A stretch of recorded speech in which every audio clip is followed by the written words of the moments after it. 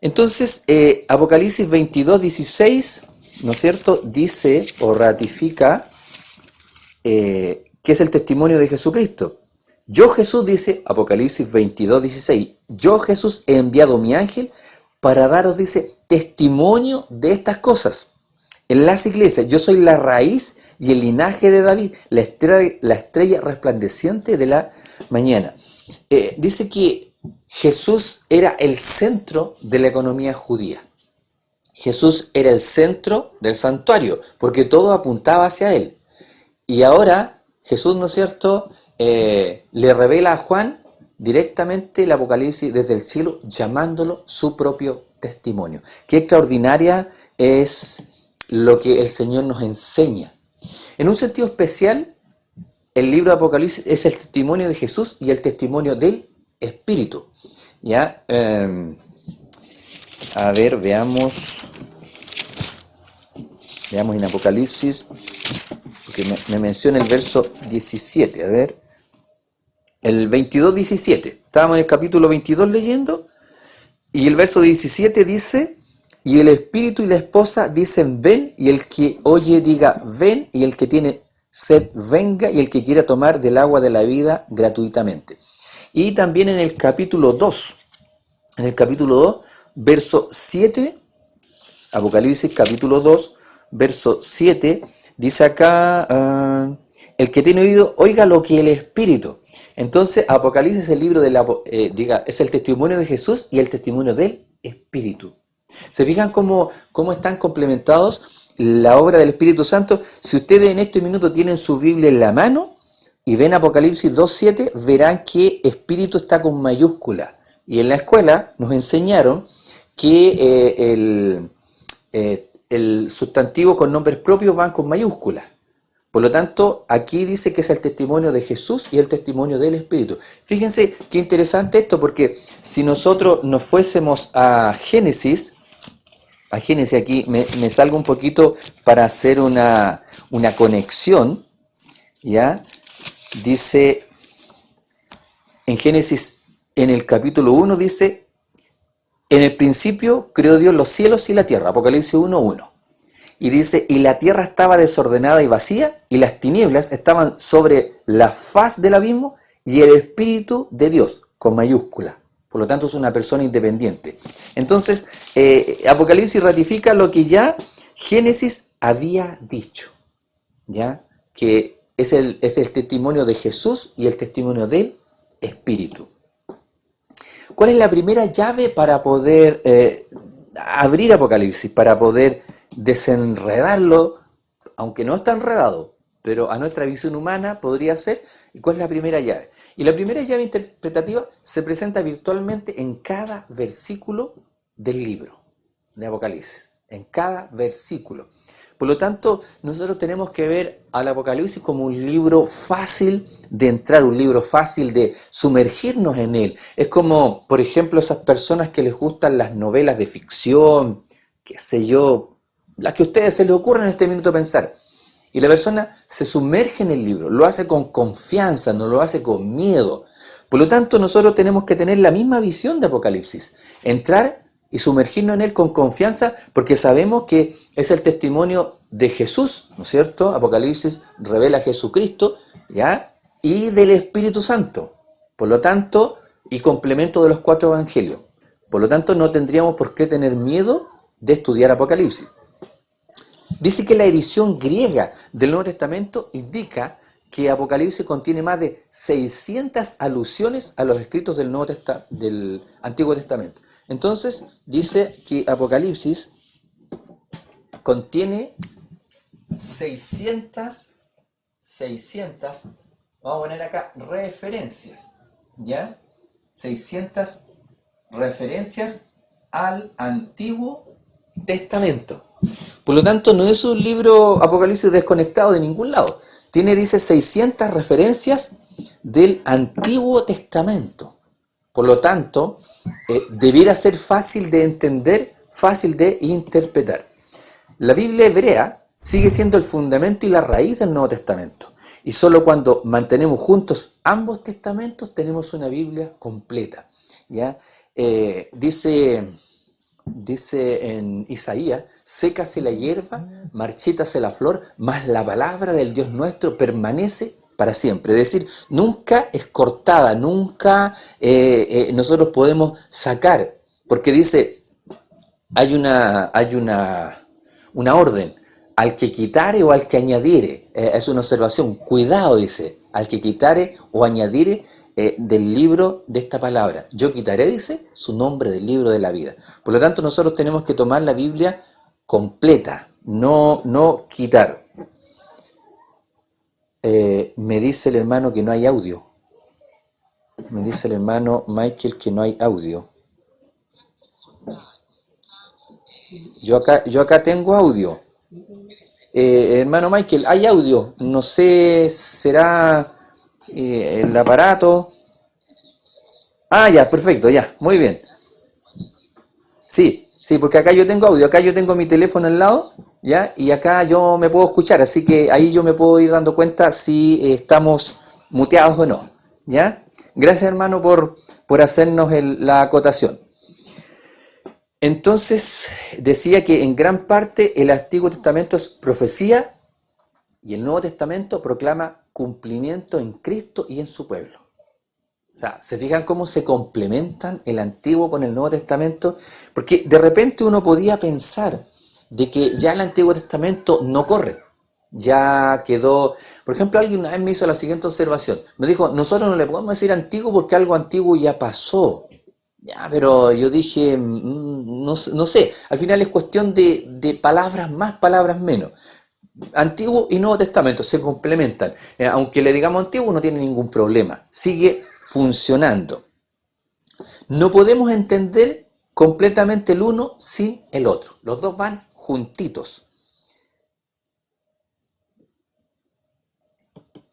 El hecho de que Apocalipsis se refiera más de 600 veces a la historia del Antiguo Testamento y a sus conceptos hebreos sugiere que el Antiguo Testamento es la primera llave para descifrar el libro del Apocalipsis. Entonces vamos a poner acá, en el espacio que nos va quedando, ya la primera llave para comprender Apocalipsis es el Antiguo Testamento. Entonces, Apocalipsis es complemento de los 4 evangelios, Apocalipsis es la revelación de Jesucristo y Jesucristo se lo reveló a Juan, contiene 600 referencias del Antiguo Testamento y es la primera llave para entender el Antiguo, para comprender Apocalipsis. Muy bien. En su libro, Los Hechos de los Apóstoles, Elena de White declara que en el Apocalipsis todos los libros, dice, se encuentran y terminan. En Apocalipsis es la revelación de Jesucristo, ya es la revelación del Espíritu Santo. Todos los otros libros de la Biblia, 65 en total, encuentran su significado recóndito y su consumación en Apocalipsis. O sea, se fijan, todos convergen allá. Esto quiere decir que los libros de Moisés, los profetas y también los salmos encuentran su aplicación final en el libro de Apocalipsis. O sea, esto es importante que nosotros lo incrustemos en nuestra mente. Todos los libros convergen, los 65 restantes convergen en Apocalipsis. Significa que todos los actos históricos de Dios en salvación y juicio volverán a suceder en una escala mundial. O sea, vale decir, si nosotros vemos cómo Dios liberó al pueblo de Israel, cómo lo sacó de Egipto con mano poderosa, dice, con brazo extendido, destruyó a sus enemigos, Dios va a volver a hacer lo mismo, pero en una escala mundial. Antes era reducido, era el pueblo de Israel y las naciones vecinas, ¿ya? Y ahora, ¿no es cierto?, lo hará a escala mundial. Bien, aquí voy a hacer otra pausita para saludar a mi amigo Sebastián. Ya, me alegro mucho de tenerlo acá, ¿no es cierto? Siempre lo estamos recordando, no piense Sebastián que te hemos olvidado, siempre estamos recordando y me alegra montones de tenerte acá conectado, ¿no es cierto? Como en los viejos tiempos, ¿no es cierto? Como años atrás, el Señor nos revitaliza para poder seguir adelante. Muy bien. El hecho de que el Antiguo Testamento sea la llave para el Apocalipsis ha sido reconocido hoy en día como un descubrimiento importante en la historia de los estudios apocalípticos. ha sido reconocido. Vale decir que hasta hace algún tiempo se cuestionaba. ¿Y eso a qué llevaba? ¿A qué llevaba este cuestionamiento? Llevaba al hecho de perderse en la interpretación, porque cada uno se iba para el lado que se le ocurría. No obstante, algunos intérpretes aún tratan de explicar el libro del Apocalipsis por sí mismos, literalizando sus palabras e imágenes como si fueran fotografías actuales de eventos futuros. Vale decir, hay personas que toman un texto aislado y se puede ir para cualquier lado. En cambio, yo imagino a los otros 65 libros como las barandas de un puente. Apocalipsis es como la pista central y los restantes libros son como las barandas. Y esas barandas me impiden salirme del camino. Por lo tanto, si alguien lo toma en forma aislada, se va a perder. Además, no nos olvidemos nunca de que el enemigo también ha leído la Escritura. No olvidemos de que él tentó a Cristo con las Escrituras. ¿Se fijan? Él siempre ha utilizado la palabra de Dios y la tergiversó. Y lo hizo en el Edén, cuando le dijo, así que Dios os ha dicho. Es decir, él siempre no olvidaba lo que Dios decía. Y con mayor razón no va a olvidar si está escrito acá en la palabra sagrada. Por consiguiente, el centro de atención cambia inmediatamente lejos de Cristo al pueblo judío en el Oriente Medio y a otros eventos políticos, cuando nosotros nos salimos, ¿no es cierto?, del resto de la Biblia. El monte de Sion en Apocalipsis 14 se aplica a un monte literal en Jerusalén. Este enfoque se llama literalismo, ¿ya? Es decir, en el monte de Sion y nosotros decimos ya, lo ubicamos en el mapa, está allá en Jerusalén. Eso se llama literalismo. Otros han ido al extremo opuesto, según el cual cada símbolo se explica especulativamente sin ninguna norma bíblica. Haga lo que se le ocurrió. Ese enfoque se llama alegorismo. Tanto el literalismo como el alegorismo son especulación injustificada. No lo voy a anotar acá porque no tiene trascendencia, porque nosotros tenemos claro que la Biblia se interpreta a sí misma. La única llave que descifra el significado recóndito de Apocalipsis es la llave que el mismo libro indica. Sus conceptos son simbólicos y sus términos están tomados del Antiguo Testamento. Allí encontramos el significado de los símbolos apocalípticos en su marco del pacto original y de la historia de la salvación. Por eso que no se pueden arrancar para ninguna parte, porque todo lleva hacia el plan de la salvación. No se pueden escapar para ningún lado porque si no se pierde el objetivo. En el Antiguo Testamento encontramos los prototipos en la historia de lo que Dios va a hacer en el futuro. Dios revela el futuro señalándonos cómo actuó en el pasado. Y ahí uno dice, wow, o sea, así como Dios sacó al pueblo de Egipto y lo guió por el desierto, lo alumbró con una columna de fuego de noche, lo cubrió con una nube de día del sol, hizo salir agua de la roca, hizo descender maná del cielo, así va a guiar y va a proteger a su pueblo en el futuro próximo. Extraordinario. Dice el salmista, no he visto justo desamparado ni su descendencia que mendigue pan. Por lo tanto, Dios va a proveer a sus hijos lo que estos necesiten en el tiempo adecuado. Le dice al pueblo de Cristo que tienen un sublime llamamiento y un gran futuro debido a lo que Dios prometió en el pasado. O sea, no podemos tener miedo a lo que viene. De repente pensamos en la persecución, pensamos cuando vengan imposiciones de los poderes mundanos y tal vez nos asustamos, pero dice que no debe ser así porque Dios siempre guió a su pueblo, siempre lo consideró de una manera extraordinaria. Apocalipsis destaca la autoridad de Cristo al declarar que Él es la revelación de Jesucristo que Dios le dio. ¿Qué es lo que quiere decir por Dios?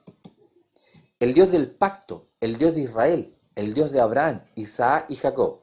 El Dios del pacto está hablando ahora para manifestar a sus siervos, dice, las cosas que deben suceder. Esto está en Apocalipsis 1:1. Estas palabras que deben suceder pronto, con excepción de la palabra pronto, todas están citadas de Daniel. ¿Ya? Las cosas que deben suceder pronto. Entonces, no olvidemos que el Antiguo Testamento aporta mucho de información y de palabras que son tomadas de ahí para escribir Apocalipsis. Estando ante Nabucodonosor, el rey de Babilonia dijo a Daniel, pero hay un Dios en los cielos, el cual revela los misterios. y él ha hecho saber al rey Nabucodonosor lo que ha de acontecer en los postreros días. Daniel 2:28. Entonces dice que hay un Dios en los cielos y él ha revelado lo que ha de acontecer en los postreros días. Estas palabras se repiten como el tema del Apocalipsis. Sin embargo, Juan añade la palabra pronto. Estas cosas deben suceder pronto. ¿Por qué enfatiza pronto? ¿Por qué enfatiza urgencia en esa época ya? Porque el Señor, dice la pluma inspirada, no conoce ni premura ni demora. Todo se cumple a su debido tiempo. Esto nos dice que la primera venida de Cristo llevó la expectativa de la esperanza de Daniel mucho más cerca de su realización histórica, la venida de Cristo para la época que ellos esperaban. Para apreciar el cumplimiento de la profecía de Daniel, debemos saber en qué tiempo recibió la visión. Daniel vivió durante el imperio neobabilónico, vale decir entre el año 604 y el 539 a.C. Entonces en ese tiempo ya Daniel vislumbraba en la profecía al Mesías. En el capítulo 2 de Daniel se revela una visión. No la vamos a leer ahora, vamos a recordarla nomás. Que Dios le dio al rey Nabucodonosor y consistía de una estatua metálica hecha de 4 metales, una cabeza de oro, su pecho y sus brazos de plata, su vientre y sus muslos de bronce, sus piernas de hierro, sus pies en parte de hierro y en parte de barro cocido, un fundamento muy frágil para una estatua tan pesada. Pero fíjense qué interesante. Si bien es cierto, no vamos a leer Apocalipsis 2, o sea, Daniel 2, pero vamos a hacer un pequeño comentario respecto de eso. Es interesante, dice, la parte de hierro y en parte de barro cocido, un fundamento muy frágil para una estatua tan pesada. ¿Por qué? Porque lleva el desarrollo de los acontecimientos de este mundo, digamos, los poderes que se han venido desarrollando. Pero la parte más débil sostiene todo el peso de la estatua. ¿Eso qué significa? Que esa se va a derrumbar. Que la historia de este mundo con sus gobiernos van a caer finalmente. Es cosa de ir mirando a nuestro alrededor cómo las cosas van sucediendo. Esta es una revelación de cómo ve Dios el curso de la historia del mundo con la humanidad parada sobre pies de barro. Interesante visión, cómo Dios ve el curso de la historia. Dios nos mira con compasión, Dios nos mira con pena, a lo mejor con lástima, el ver cómo luchamos por cosas banales, cuando Dios dice, yo te quiero dar la salvación eterna, y tú estás luchando por cosas terrenas. Sin embargo, en el cuadro vivo de Daniel, Dios tiene una parte.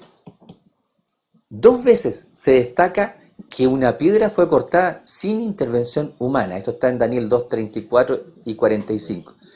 Que una piedra fue cortada, dice, no con mano humana, y esta piedra dio en la base de la estatua. Y como la estatua era en parte de hierro y en parte de barro cocido, obviamente la piedra es más dura y va a derrumbar en la estatua, indicando que el hombre no tiene nada que ver con el destino final del mundo. Es decir, ¿qué es lo que rompe o corta o desarticula los poderes de este mundo?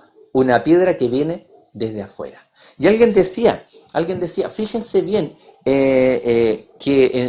había en el cine una película en cual se habla de Armagedón, se habla de un meteorito, pero este meteorito no anda por ahí dando bote.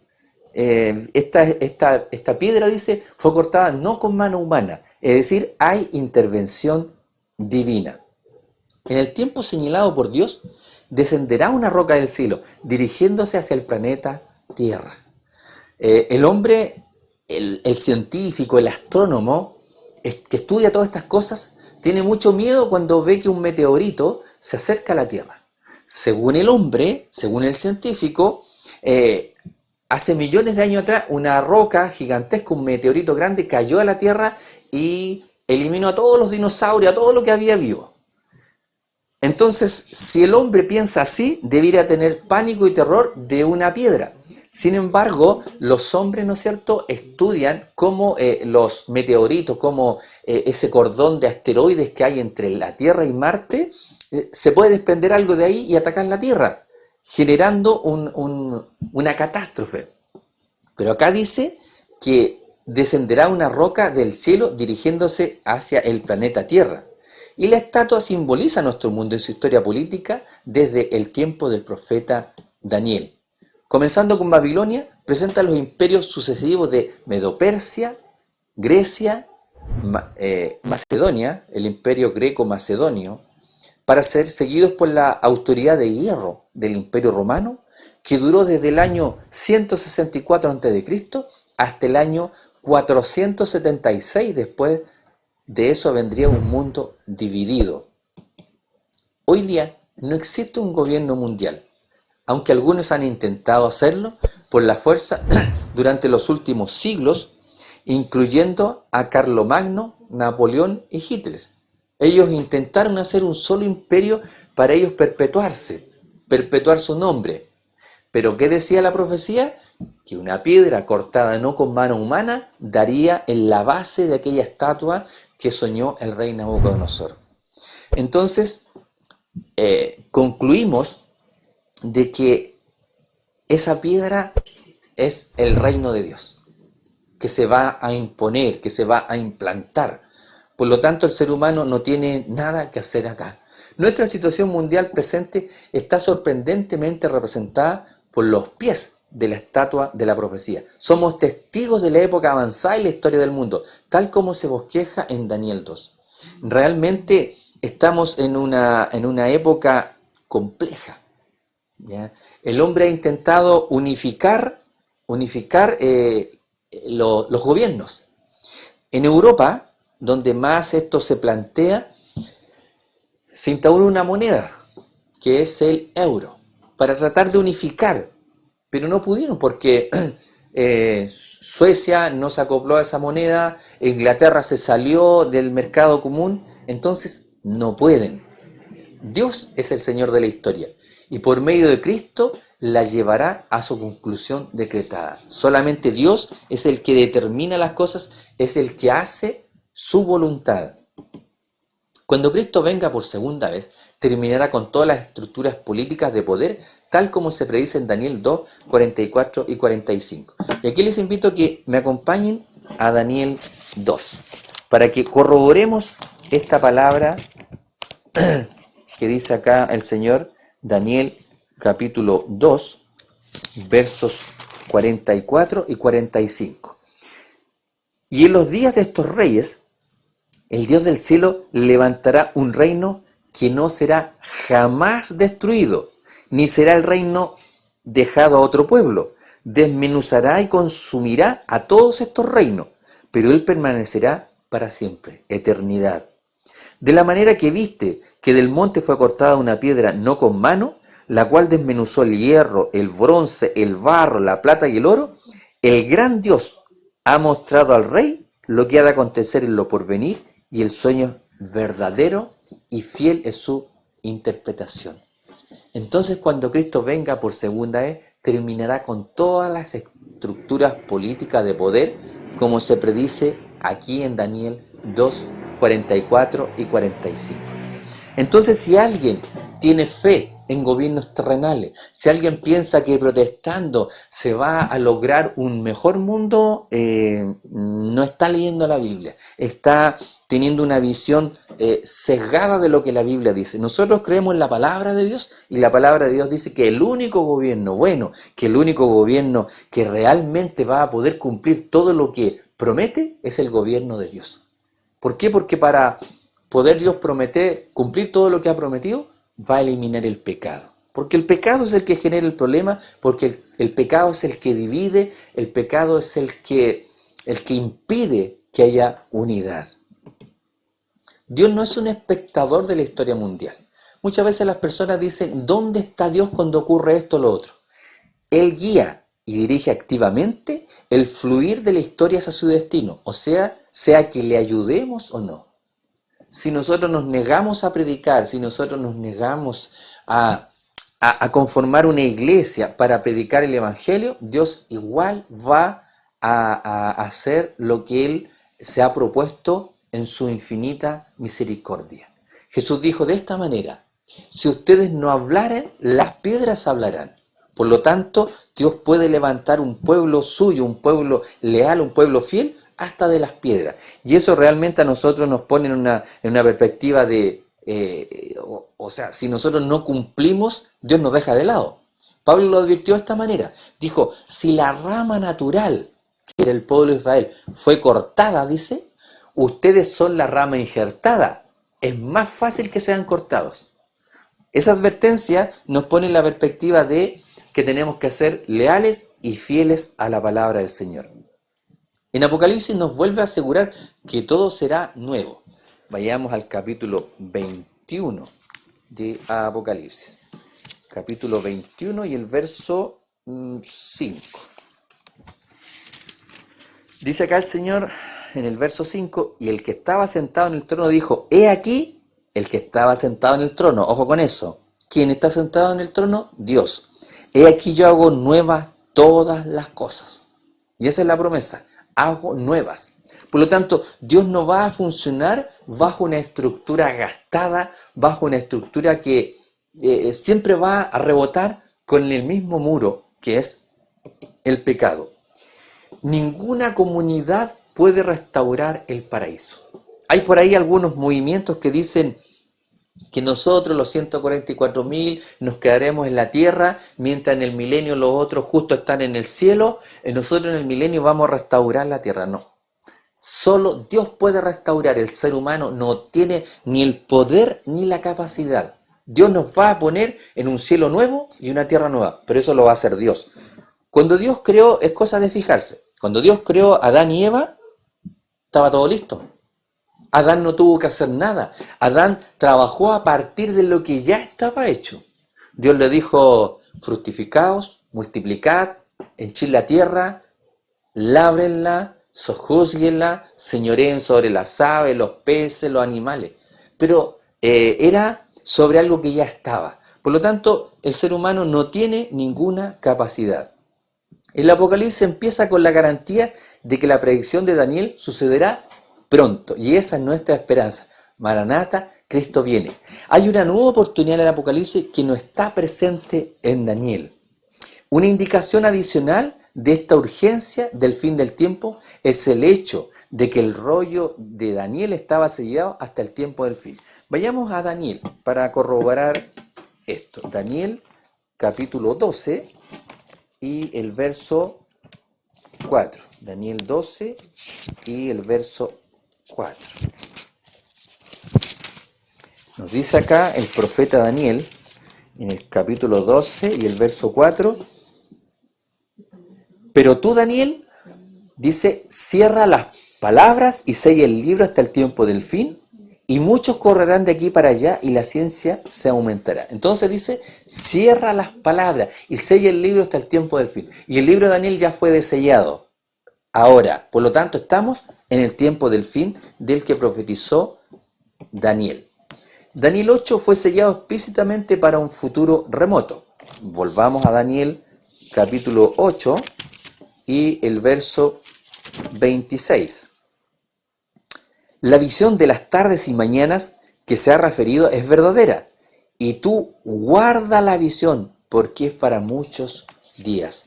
Daniel no escribió para su propio tiempo, sino para un tiempo futuro.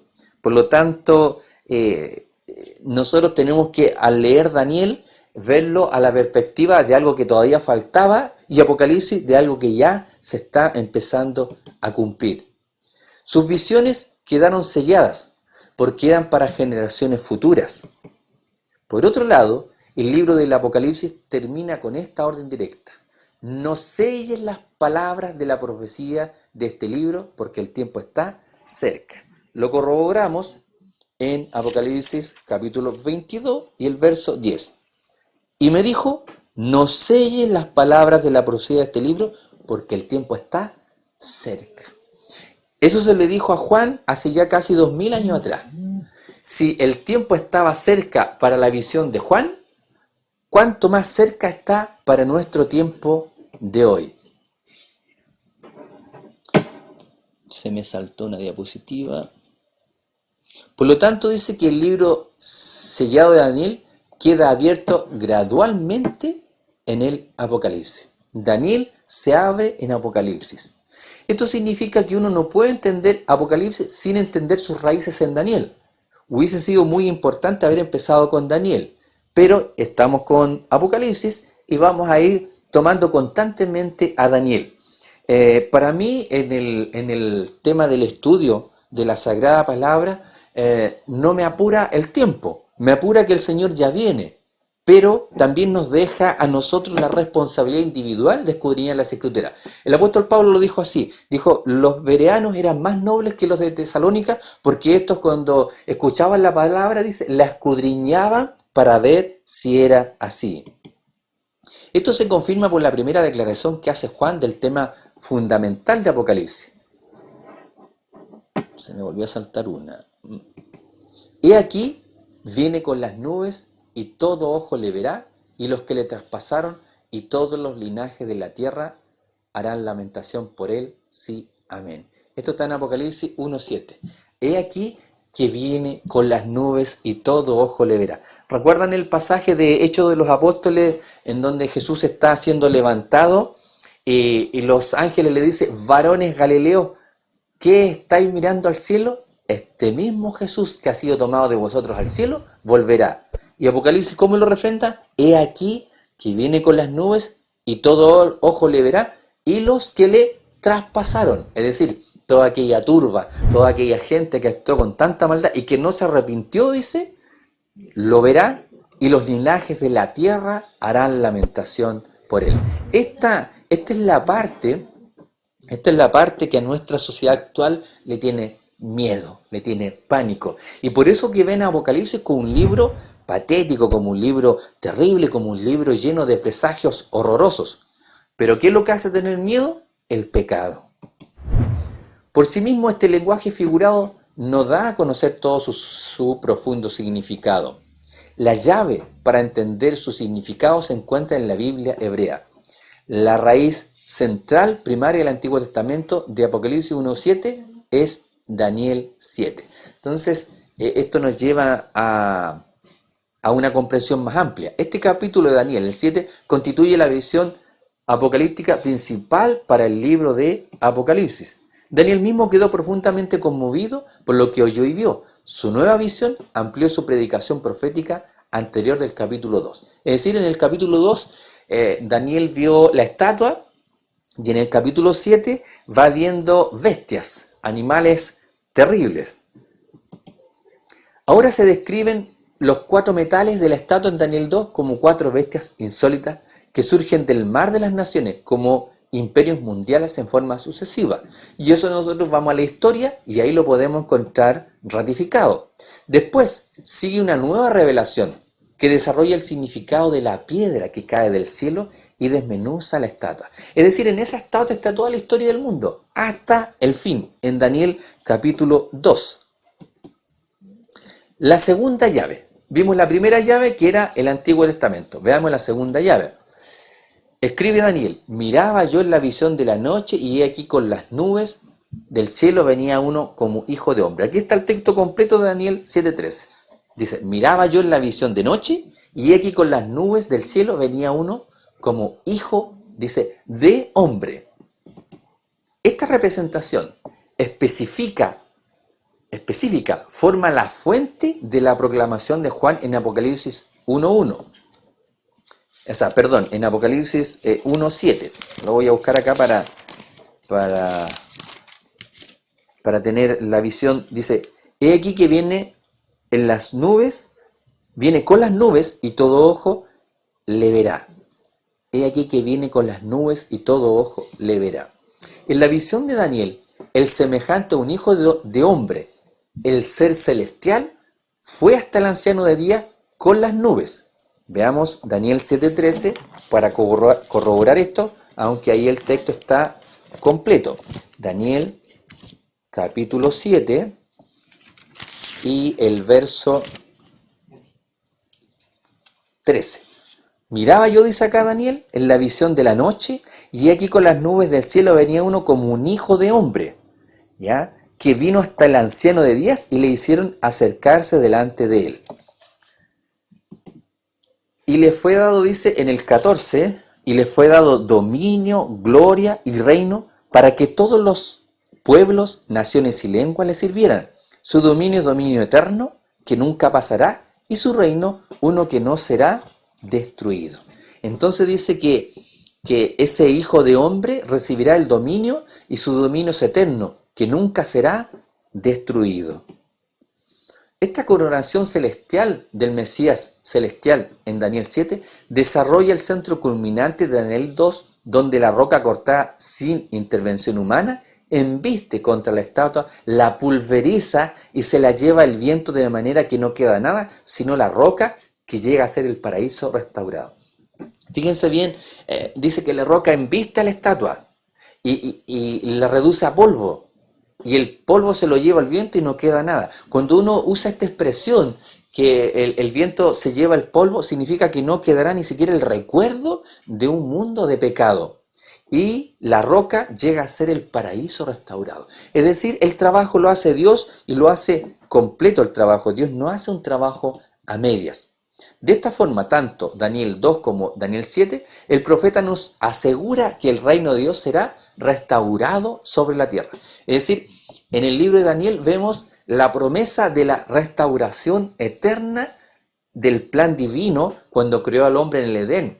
El pecado trae un retardo en los planes divinos, porque el pecado es un intruso. El pecado retarda los planes divinos, pero Daniel dice, Dios va a cumplir. Y Apocalipsis complementa eso. Hay algo muy importante que se desarrolla en estos dos capítulos, Daniel 2 y 7.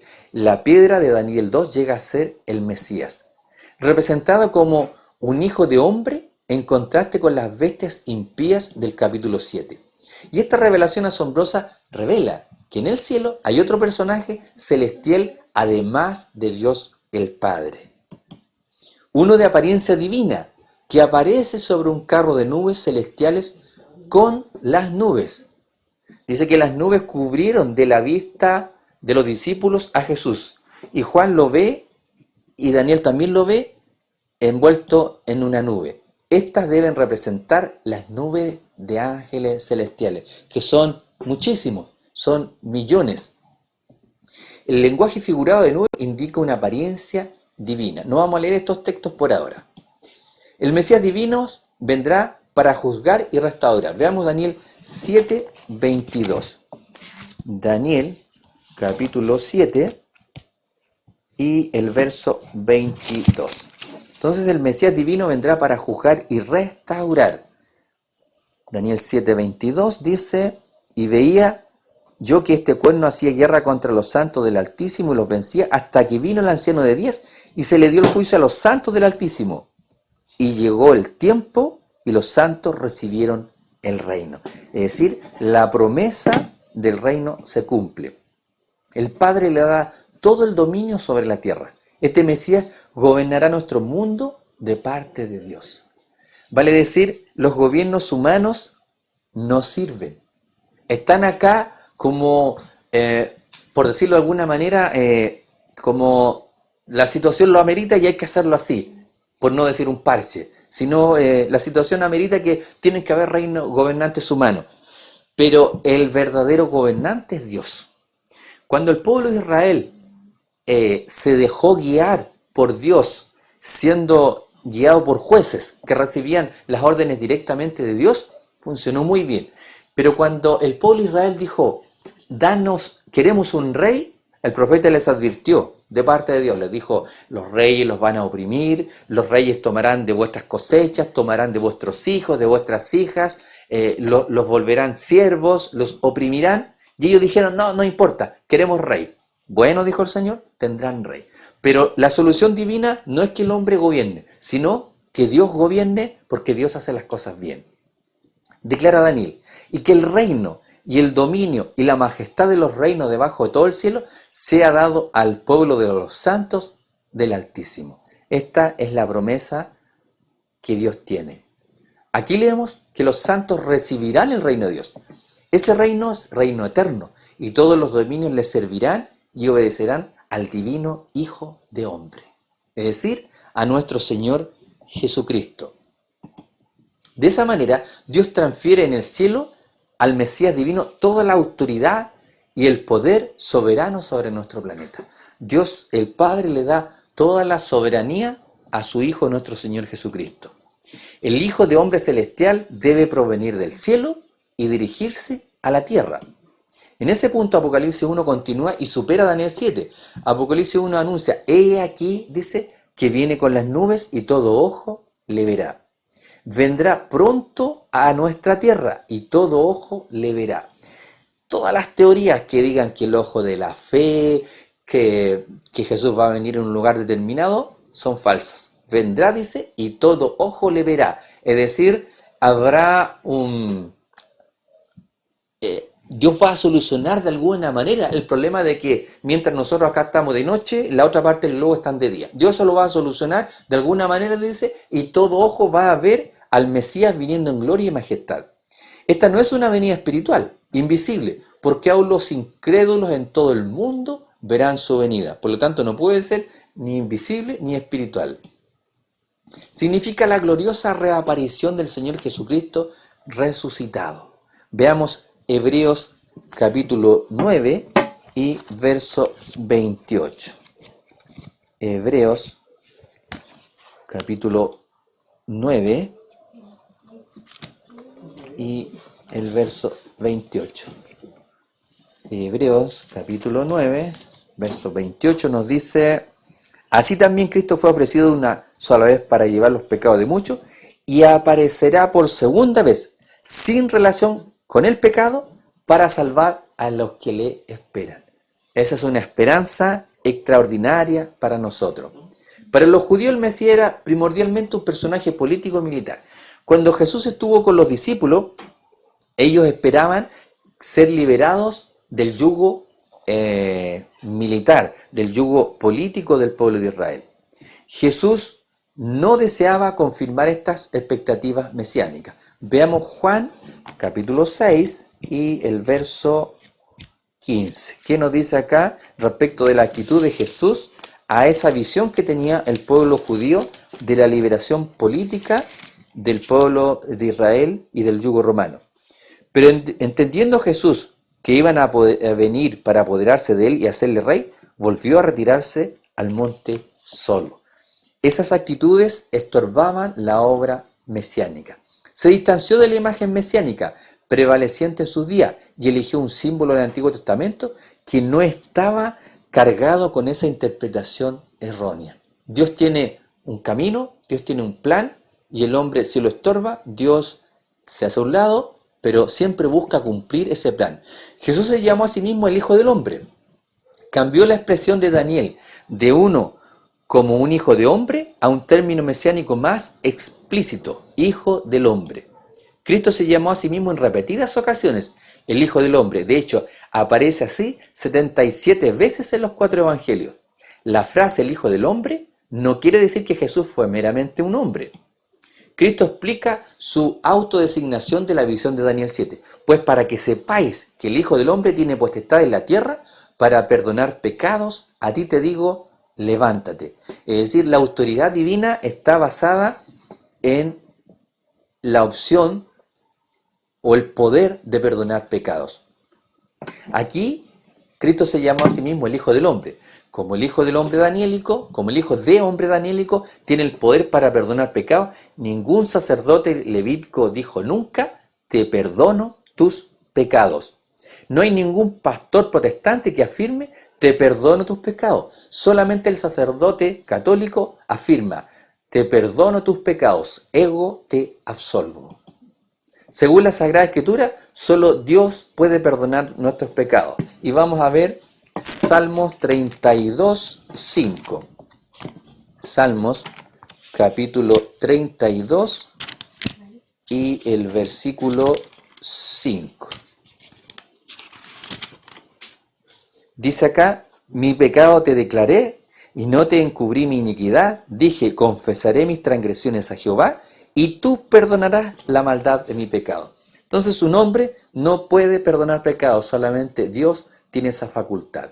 Por eso cuando el Hijo del Hombre de Daniel 7 viene para perdonar pecados, la frase Hijo del Hombre significa el Mesías celestial o Hijo de Dios. Solo a la luz de Daniel podemos entender que el Hijo del Hombre es un Mesías divino con autoridad igual a la de Dios el Padre. Cuando el Apocalipsis enfatiza que Cristo volverá pronto, estos son buenas nuevas para los seguidores de Jesús. Vendrá para ejecutar su juicio sobre los malvados. Si por la fe estamos en Cristo, no tenemos nada que temer, porque Cristo ya nos ha librado de la condenación de nuestros pecados. En realidad, debemos recibirlo con satisfacción y anhelar al juez divino, como enseña el libro de Salmos. En el Salmo 96 dice: todos los árboles del bosque rebosan de contento porque Dios viene a juzgar al mundo con justicia. Apocalipsis proclama que todos los que están sobre la tierra serán testigos de su segunda venida, aun aquellos que lo traspasaron. Esta expresión se refiere claramente a la muerte de Jesús. Jesús fue traspasado por la lanza de un soldado romano. Del cuerpo de Jesús fluyó agua y sangre. Pero en un sentido especial, todos los oponentes principales de Cristo Jesús en la historia están incluidos en los que le traspasaron, por medio de las lanzas, de sus palabras y de sus acciones. Esta frase también tiene su raíz en el Antiguo Testamento. El profeta Zacarías había predicho antes que Jerusalén traspasaría a su propio Mesías pastor, y entonces todas las tribus de Israel se afligirían por él. El cumplimiento de las predicciones de Zacarías comenzó cuando Cristo apareció por primera vez durante su entrada triunfal en Jerusalén como su Mesías Rey. Una semana más tarde, Jesús anunció que ahora todas sus ovejas serían dispersadas como lo había predicho Zacarías. Zacarías predijo que Jerusalén rechazaría y traspasaría a su Mesías. Y mirarán a mí, a quien traspasaron, y llorarán como se llora por hijo unigénito, afligiéndose por él como quien se aflige por el primogénito. Jesús recalcó que las 12 tribus de Israel se lamentarían. Este llanto nacional aún no se ha realizado en la nación judía. Apocalipsis 1 hace esta aplicación ampliada. He aquí que viene con las nubes y todo ojo le verá, y los que les traspasaron y todos los linajes de la tierra harán lamentación por él. Sí, amén. Esto significa que todos los pueblos de la tierra se lamentarán con desesperación cuando venga por segunda vez por causa de él. El Apocalipsis desarrolla estas escenas con más dramatismo en sus visiones subsiguientes. La importancia de este punto culminante en Apocalipsis queda subrayada por las palabras proféticas de Jesús en el Evangelio de Mateo. Entonces aparecerá la señal del Hijo del Hombre en el cielo, y entonces lamentarán todas las tribus de la tierra y verán al Hijo del Hombre viniendo con las nubes del cielo con poder y gran gloria. Vamos a dejar hasta aquí y nos vamos a quedar con esta reflexión. ¿De qué lado voy a estar yo? ¿Estaré lamentando o estaré levantando mis brazos al cielo y decir: he aquí, este es nuestro Dios, le hemos esperado y Él nos salvará? Que esa reflexión quede en nuestros corazones, en nuestras mentes, nos haga meditar en la semana, y para la próxima semana ya entraremos en el mensaje a las 7 iglesias para ver cómo ésta afecta nuestra vida espiritual, los llamamientos que Dios nos hace, y que esta promesa de la señal del Hijo en el hombre en el cielo no sea un lamento para nosotros, sino un canto de bendición y un canto de alegría. Que el Señor les bendiga grandemente por haber compartido en esta tarde las Sagradas Escrituras, y vamos a orar para culminar. Señor, le damos las gracias porque usted nos ha ayudado, nos ha acompañado. Que el Espíritu Santo, Señor, haga caer la semilla en cada corazón. A cada persona que pueda escuchar, que pueda ser alcanzada por el mensaje de su santa palabra, usted ponga en ella el interés y la inquietud de encontrar el mensaje de salvación. Nosotros somos meramente portadores de este mensaje. Somos meros instrumentos en sus manos. Sabemos, Señor, que estamos viviendo tiempos finales. No tan solo tiempos difíciles, sino tiempos finales. Y le pedimos su ayuda, le pedimos su misericordia, que el Espíritu Santo nos acompañe, nos dé fuerza desde lo alto para poder perseverar, y como dice Apocalipsis, al que venciere, que seamos vencedores para estar en el reino de los cielos. Gracias les damos por todas sus bendiciones. Acompáñenos en esta semana que hemos comenzado, que el Espíritu Santo sea nuestro maestro, nuestro guía, nuestro ayudador en todas las cosas que tengamos que hacer. y que podamos contar con su bendición y su perdón. Gracias les damos por todo, Señor. Lo rogamos en el nombre poderoso de nuestro Señor Jesucristo. Amén. Que el Señor les bendiga y nos encontraremos el próximo domingo a las 18 horas 6 de la tarde.